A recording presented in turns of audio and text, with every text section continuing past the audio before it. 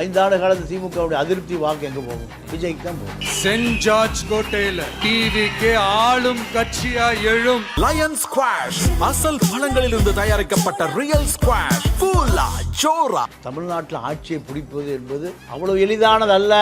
உள் கிரீடம் பல போராட்டங்களை நடத்தி தான் இந்த இடத்துக்கு வரும். ஒவ்வொரு வீட்லையும் டிவிக்கு இருக்கிறத நீங்க பார்ப்பீங்க. இப்போ அதிமுக தலைமையிலிருந்து பேசப்பட்டதா கூட்டணிக்காக தாவேக்காவுக்கு?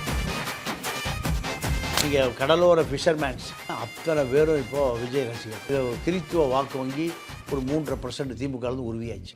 விஜயுடைய கொடி பறக்கிற இடம் பூரா தலித்து காலனிகள் தான். திமுக அதிமுக மாற்றம் இப்போ விஜய் நிற்கிறாரு. திமுக எதிர்ப்பு திராவிட இயக்க எதிர்ப்பை தொடர்ச்சியாக கொண்டு வருகிற பொழுது அதுக்கு வாய்ப்பு இருக்குது. அது அப்படி யாரும் 50 ஆண்டு காலமாக நிற்கல.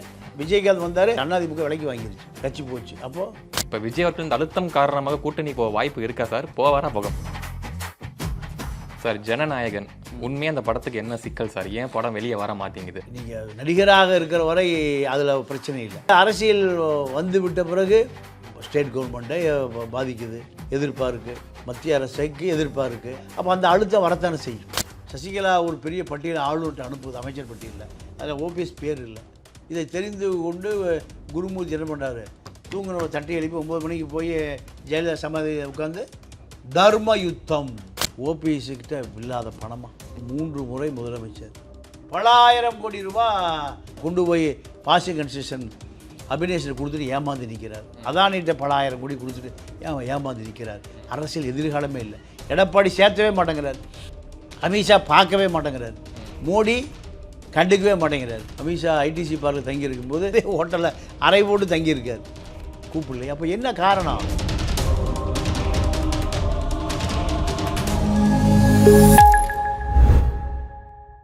நாதாஸ் நேரலுக்கும் வணக்கம் and welcome to the show. இன்னைக்கு நம்ம கூட தமிழா பாண்டியன் சார் இருக்காரு.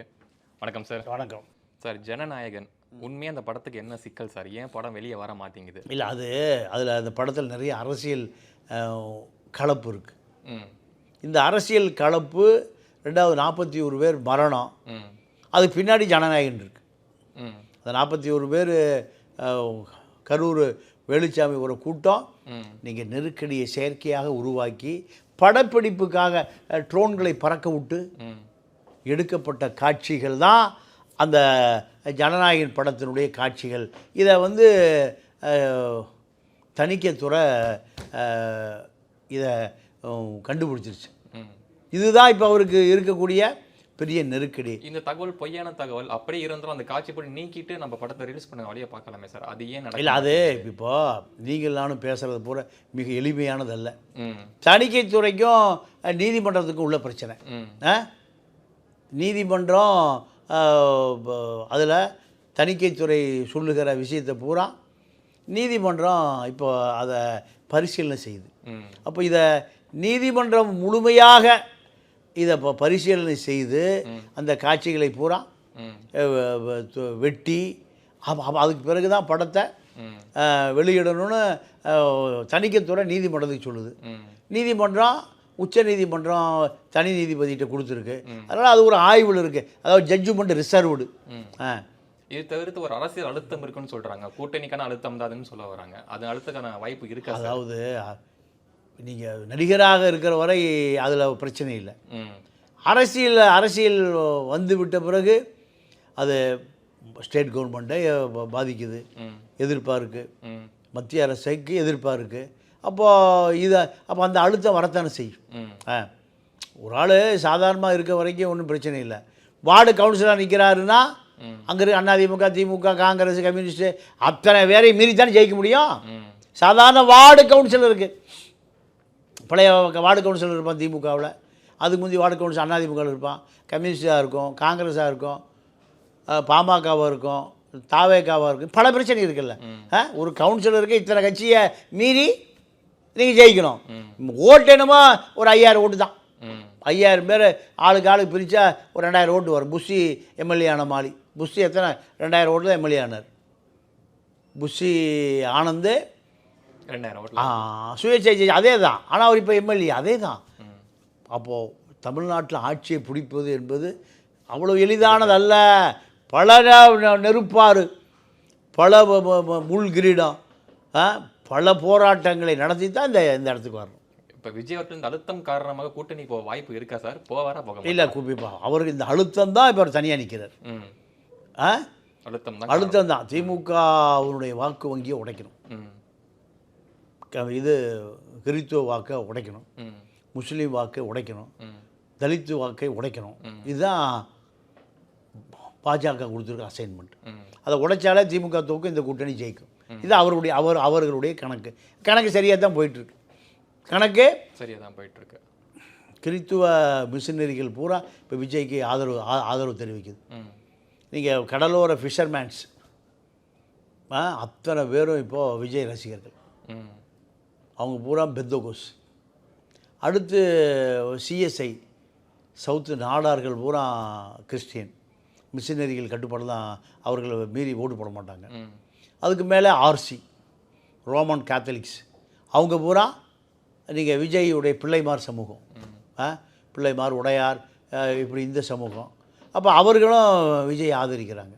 இப்படி ஒரு கிறித்துவ வாக்கு வங்கி ஒரு 3.5% திமுகலேருந்து உருவியாச்சு. அதே போல்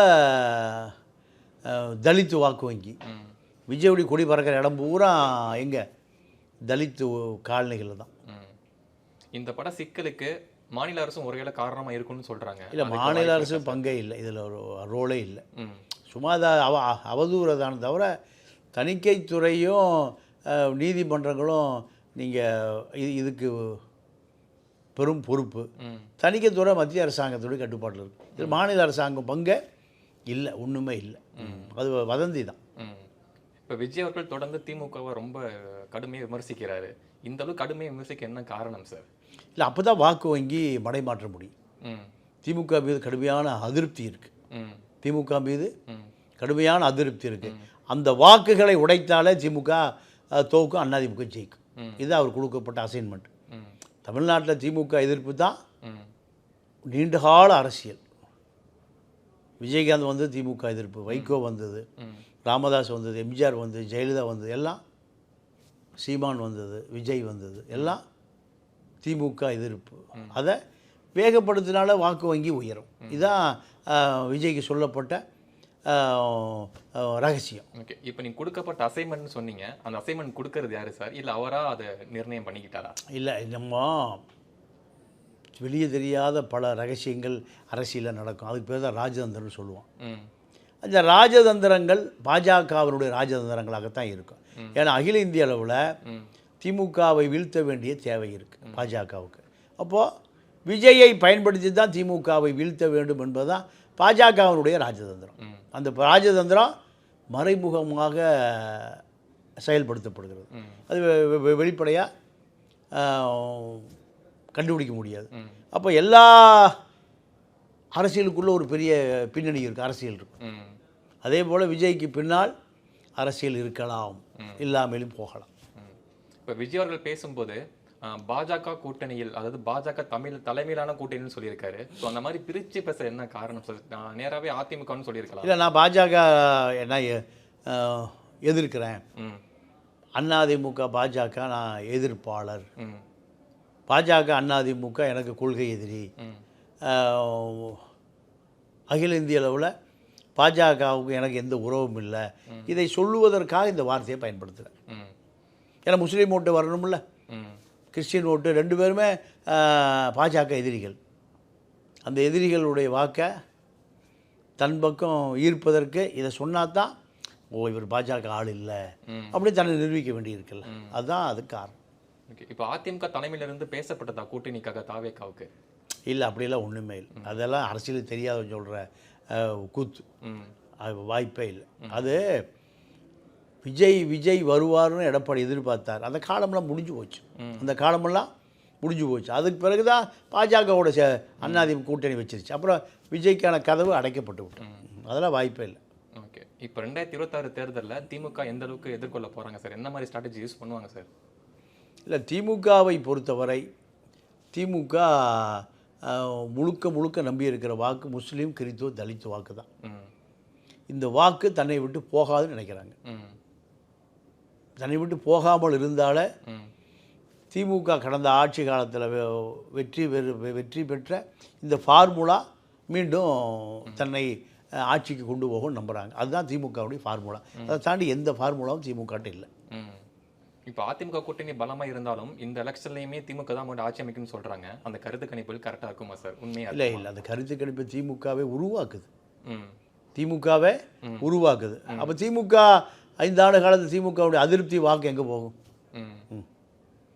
எந்த கட்சிக்குமே ஒரு 5 ஆண்டு கால ஆட்சியில் ஒரு எதிர்ப்பு இருக்கும். அந்த எதிர்ப்பு எங்கே போகும்?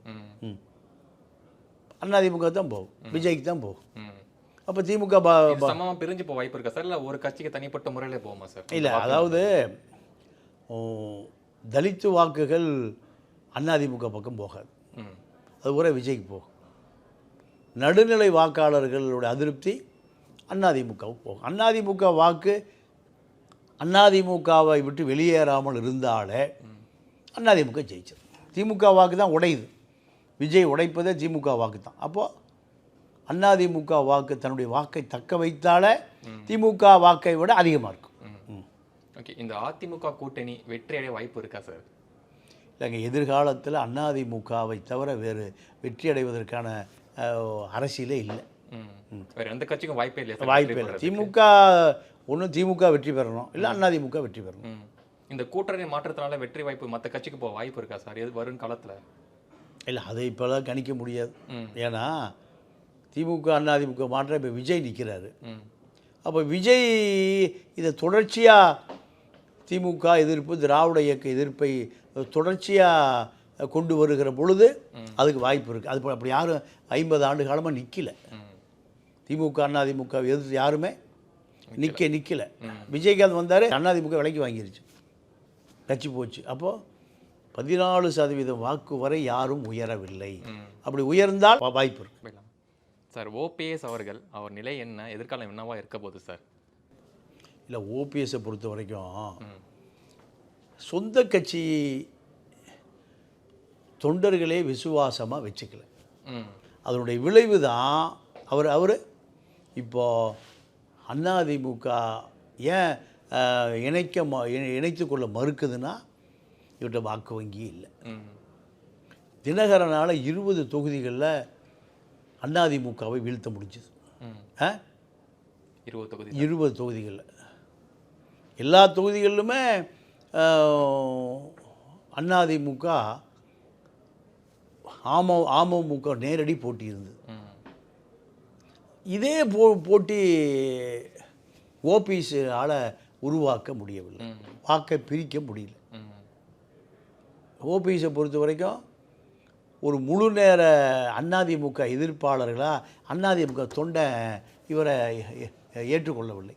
அவர் பின்னாடி போகலை. அதுக்கு என்ன காரணம்? என்ன காரணம்னா அவரோட இயல்பே அப்படித்தான். அவர் ஒரு முழு நேர அரசியல்வாதியே அல்ல. யார் எடுத்தாலும் அவர்களுக்கு ஆதரவாளராக மாறிடுவார். உதாரணத்துக்கு பிஜேபி ஆதரவாளர், குருமூர்த்தி ஆதரவாளர், இப்படி ஒரு அதிமுக தொண்டை குருமூர்த்தி ஆதரவாளராக போவான். எடப்பாடிக்கும் ஓபிஎஸ்க்கு சண்டை வருகிற பொழுது அதிமுக அலுவலகம் உடைக்கப்பட்டதை, கடப்பாறையால் நொறுக்கப்பட்டதை, அந்த அலுவலகம் எம்ஜிஆர் ஜெயலலிதாவும் இருந்து அதிகாரம் செய்த ஒரு அலுவலகம் அது. அப்போ அதிமுக தொண்டை போய் அதை உடைப்பானா? ரெண்டாவது, எடப்பாடி அவருக்கு உண்டான பெரிய அரசியல் அங்கீகாரத்தை கொடுத்து வச்சுருந்தார். எடப்பாடியை விட அந்த அதிகாரம் படைத்தவன் எடப்பாடிகிட்டே போராடுற பொழுது எடப்பாடி தூக்கி போட்டார். அப்போ இவருடைய யதார்த்த நிலை என்னென்னு அவரே அதை உணரலை. நீங்கள் தென் மாவட்டங்கள் பூரா ஓபிஎஸ் கட்டுப்பாட்டில் இருக்குது அப்படிங்கிற ஒரு பிரமையை ஏற்படுத்த முடியல. ஒரு கட்டமைக்க முடியலன்னு சொல்ல வரீங்க. நீங்கள் செங்கோட்டையின கொங்கு பெல்ட்டில் எடப்பாடி வெளியே போட்டார். ஓபிஎஸ்ஸை தமிழ்நாட்டினுடைய தென்பகுதியில் தூக்கி வெளியே போட்டார். 2 பேரும் சேர்ந்து எடப்பாடிக்கு ஒரு அதிர்ச்சியை கொடுக்கலான்னு முயற்சி பண்ணுறாங்க. நீ கொங்கு பெல்ட்லேருந்து ஒரு 50,000 பேர் கூட்டிகிட்டு வா, நான் தமிழ்நாட்டினுடைய கீழே தெற்கு பகுதியிலேருந்து முக்குளத்தோரை ஒரு 50,000 பேர் கூட்டிகிட்டு வரேன். ஒன்று மதுரை இல்லை கோயம்புத்தூர் இல்லை ரெண்டுக்கு நடுவில் திருச்சியில் ஒரு பிரம்மாண்டத்தை காமிப்போம். இப்படி 2 பேரும் முடிவு பண்ணுறாங்க. பேசி முடிவு பண்ணால் ஒரு 10 கோடி ரூபா, ஆளுக்கு 10 கோடி ரூபா செலவு. ஒரு ஆளுக்கு 10 கோடி ரூபாய். ஆமாம். கொங்கும் முக்குளத்தூர் சமூகமும் ஒரு சங்கமிக்கும் கடல் உருவாக்கிடலான்னு. ஓபிஎஸ்கிட்ட இல்லாத பணமா? 3 முறை முதலமைச்சர் பல ஆயிரம் கோடி ரூபா கொண்டு போய் பாசிங் கன்ஸ்ட்ரக்ஷன் அபினேஷன் கொடுத்துட்டு ஏமாந்து நிற்கிறார். அதானிட்ட பல ஆயிரம் கோடி கொடுத்துட்டு ஏமாந்து நிற்கிறார். அரசியல் எதிர்காலமே இல்லை. எடப்பாடி சேர்த்தவே மாட்டேங்கிறார். அமித்ஷா பார்க்கவே மாட்டேங்கிறார். மோடி கண்டுக்கவே மாட்டேங்கிறார். இவருக்கு அமைச்சராக இருந்த பொழுது இவருக்கு கீழே அமைச்சராக இருந்த நயினார் நாயகர் போய் கெஞ்சுறார், என்னை எப்படியா சந்திக்கிறதுக்காக வாங்க, நான் அமித்ஷாவை பார்க்கணும். அமித்ஷா ஐடிசி பார்க்கில் தங்கியிருக்கும்போது அதே ஹோட்டலில் தங்கியிருந்து எப்படியோ கூப்பிடுவாங்க, வெளியிலேருந்து வரக்கு நேரமாக, அதனால் அதே ஹோட்டலில் அறை போட்டு தங்கியிருக்கார், கூப்பிடல. அப்போ என்ன காரணம்? தனிப்பட்ட ஓபிஎஸ்க்கு எந்த செல்வாக்கு இல்லை. ஓபிஎஸ்க்கு பின்னாடி இருக்கக்கூடிய வாக்கு வங்கிக்கு தான் மரியாதை. தமிழ்நாட்டில் நீங்கள் டிடிவி தினகரன் 20 தொகுதிகளில் அதிமுகவை தோற்கடிக்க முடியும். அதுவும் ஜெயலலிதா கட்சி தான், இதுவும் ஜெயலலிதா கட்சி தான். அம்மா மக்கள் முன்னேற்ற கட்சி, அது அம்மாவே முதலமைச்சராக இருந்தால் அதிமுக இல்லையா? 2 ஒரே கட்சி தானே, 2 ஒரே தலைவி தானே, 2 ஒரே அடையாளம் தானே. ஜெயலலிதாவால் அடையாளம் காட்டப்பட்டவர் தானே டிடிவி. அப்போது ஜெயலலிதா கட்சியை, ஜெயலலிதா பேரை சொல்கிற கட்சியை ஒழிக்குது. இந்த கூத்து எங்கே போய் சொல்கிறது? டிடிவிக்கு என்ன விலாசம்?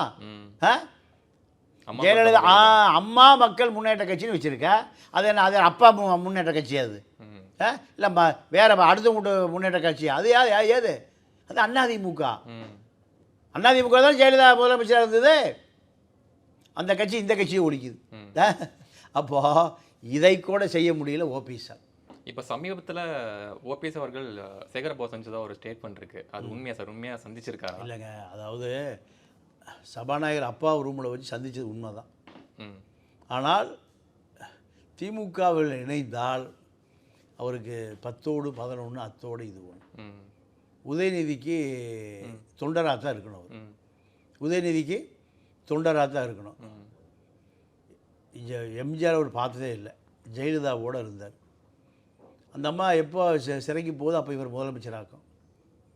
அதாவது சப்ஜூட் முதலமைச்சராக இருந்தார். அதிரடி, அதாவது இன்ஸ்டன்ட் முதலமைச்சராக இருந்தார். இந்த இன்ஸ்டன்ட் முதலமைச்சர் இப்போது அதிமுகவில் போக்கிடம் இல்லாமல் அடைகிறார். இதற்கு யார் காரணம்? அவரே தான் காரணம். நீங்கள் பாஜக ஜெயலலிதா மரணத்தின் பிறகு பாஜகவுடைய தேர்வே இவர் தான் முதலமைச்சர்.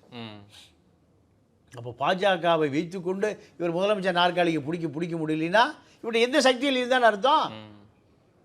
நீங்கள் சசிகலா முதலமைச்சர் ஆகணும்னு விரும்புது, பாஜகவுடைய தேர்வு ஓபிஎஸ் தான் முதலமைச்சர் ஆகிறாங்க. சசிகலா ஒரு பெரிய பட்டியலை ஆளுநர்கிட்ட அனுப்புது, அமைச்சர் பட்டியலில், அதில் ஓபிஎஸ் பேர் இல்லை. இதை தெரிந்து கொண்டு குருமூர்த்தி என்ன பண்ணுறாரு, தூங்கின தட்டி எழுப்பி 9 மணிக்கு போய் ஜெயலலிதா சமாதி உட்காந்து தர்ம யுத்தம். இது பாஜக தானே செய்யுது. அப்போ பாஜகவை வைத்துக்கொண்டு ஒரு ஆள் முதலமைச்சர் ஆக முடியலன்னா நீ எதுக்கு லாய்க்கில்லை? பாஜக தான் பல மாநிலங்களில் கட்சியை உடைச்சி முதலமைச்சர் ஆகுது. ஏக்நாத் சிண்டே எப்படி வந்தார்? பல மாநிலங்களில், டெல்லியில் எப்படி, ஹரியானாவில் எப்படி, பீகாரில் எப்படி, பாஜக மனதை வைத்தால் யார் வேணாலும் முதலமைச்சர் ஆகலாம். அப்படிதான் அரசியல். சாத்தியமா சார்? தமிழ்நாட்டில் சாத்தியமாகுமா சார்? தமிழ்நாட்டில் கண்டிப்பாக சாத்தியமாகும். ஏன் ஆகும்னா திமுக அதிமுக 2 பேரும் கொள்கை ரீதியாக யாரையும் வளர்த்தெடுக்கலை, சித்தாந்த ரீதியாக யாரையும் வளர்த்தெடுக்கலை. அப்போது அதிகாரத்துக்கு போவதற்காக எந்த மோசமான செயலையும் செய்யலாம். இதுதான் இவர்கள் பழக்கி வச்சது. பாஜக ஒரு சனாதன கட்சி, சாதிய கட்சி. பாஜக இன்னும் சாதிய அடுக்குகளை உடைத்தெறிய மறுக்கிற கட்சி. இதை மக்கள்கிட்ட கொண்டு போய் சேர்த்துருக்கணுமா இல்லையா? அப்படிலாம் சேர்த்தவே இல்லை. ஏன் இவர்களே பாஜகங்கிற பேர் என்ன செய்கிறானோ அதே கடலை திமுக அண்ணா திமுக ரெண்டு அதே வேலை செய்கிறான். இன்னும் சாதி கொலை நடக்குதா? எங்க கேரளாவில் சாதி கொலை நடக்குதா? ஆந்திரா கர்நாடகாவில் நடக்குதா? இல்லை. அதெல்லாம் ஒரு சமூகம் கல்வியில் முன்னேறிடுச்சு, பகுத்தறிவில் முன்னேறிடுச்சு. யார் மனுஷ சாதி தானே ரெண்டு பேரும், ஆணும் பெண்ணும், பெண்ணு ஆணும் விரும்பினா கல்யாணம் பண்ணிட்டு போ. இங்கே ஒரு அடையாளம் இருக்குது, ஒரு பெண்ணுக்கு ஒரு அடையாளம், ஆணுக்கு ஒரு அடையாளம். நீ இழிவான சாதி, நீ எப்படா என் ஜாதி பிள்ளைய கட்டலாம், வெட்டுறான். இந்த கேவலம் எங்கெங்கே இருக்குது? இந்த திராவிட இயக்கம் தானே செய்து உருவாக்கியது என்னமோ சனாதனம். பாஜக எத்தனை வருஷத்துக்கு முந்தி? 1000 ஆண்டுகளுக்கு முன்பு. 1000 ஆண்டுகளுக்கு முன்பு நீங்கள் இந்த தனியார் காலனி பறையர்கள் இங்கே தான் குடியிருக்கணும், அருந்ததி சக்கிலியர்கள் இங்கே தான் குடியிருக்கணும், வண்ணார் இங்கே தான் குடியிருக்கணும், நாவிதர் இங்கே தான், ஊருக்குள்ளே வரக்கூடாது. இப்படி ஒரு சனாதனத்தை உருவாக்கி விஞ்ஞானம் வளர்ந்துருச்சு, எவ்வளவோ மாற்றம் வந்துருச்சு. இன்னும் அது இருக்கா இல்லையா? கருணாநிதி காலத்தில் என்ன பண்ணார்? கருணாநிதி காலத்தில் சமத்துவபுரம், எல்லா ஜாதியும் ஒரு இடத்துல குடியிருக்கணுமையா. எப்போ? 1000 வருஷம் கழிச்சு. அப்போ இன்னும் சாதி இருக்கா இல்லையா? இருக்குது. அந்த சாதியை உருவாக்குற கட்சி பாஜக. அந்த கட்சியை தூக்கி பிடிக்கிறவர் யார்? ஓபிஎஸ். இந்த பக்கம் திமுக அதிமுக ரெண்டு பேருமே சாதியின் அடிப்படையில் கட்டப்பட்டிருக்கிற அரசியலில் ஓபிஎஸ் காணாம போயிட்டார். ஓபிஎஸ் காணாம போயிட்டார். அதுதான் காரணம், வேறு எதுவுமே இல்லை. தமிழ்நாட்டில் திராவிட இயக்கங்கள் சாதிய சமூக நீதியை வளர்த்தி சாதிய ஒழிச்சிருந்தா திமுக அதிமுக ரெண்டுமே நிற்கும். விஜய்கிட்ட போய் இப்போ முட்டி மோதி நிற்க வேண்டிய அவசியம் இல்லை. ஓபிஎஸ் காணாமல் போக வேண்டிய அவசியம் இல்லை. ஓபிஎஸ்க்கு அடையாளமே இல்லாமல் போனதுக்கு என்ன காரணம்? பிஜேபியோட பினாமியை போனதுனால தான். பிஜேபியினுடைய பினாமி தான் ஓபிஎஸ்.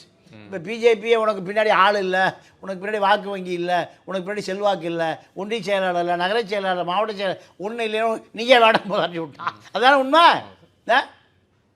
இதுதான் ஓபிஎஸ்ஸுடைய எதிர்காலம். அவர் காவி வேட்டியெல்லாம் கட்டி நானும் பாஜகன்னு சொல்லி பார்த்தார்.